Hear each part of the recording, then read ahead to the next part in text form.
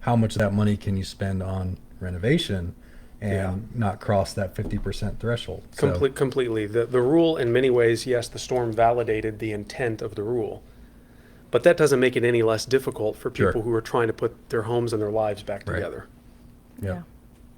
I think when I look at the 50%, I think actually I know you know this because you've shared it with me, like how when you look at rebuilding a home or renovating the home, how far back do they typically look on that 50%? So let's say 2 years ago I did a nice renovation to my house.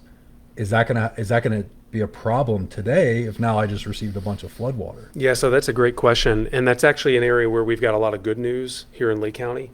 Lee County revised their ordinance relative to the 50% rule a week ago today, because there was this 5-year requirement where for a period of 5 years, work that was put into the property was kind of counted on a cumulative basis. Just adding up. And so you were drawing down, in essence, on how much you had from your 50% side of the equation. So a lot of folks have found out over the past month that work that was done even prior to their ownership, that remodeled house that they crazy. bought that they loved 2 years ago, it was because 3 years ago somebody did a lot of work to it, put a ton of money in, and now as they're trying to put things Right. back together, there's no money left to work with.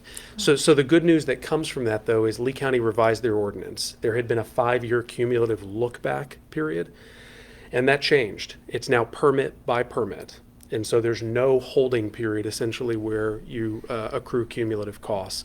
So And while basically everything that happened in the last 5 years it's irrelevant. doesn't matter. It wipes out. So it gives you the ability to do what you need to do today. So why that's important also is if you're not in unincorporated Lee County, maybe you're Sanibel or Fort Myers Beach or Estero or Cape Coral, you say, okay, well, how does that impact me? Well, so far, most other municipalities are indicating that they're going to follow suit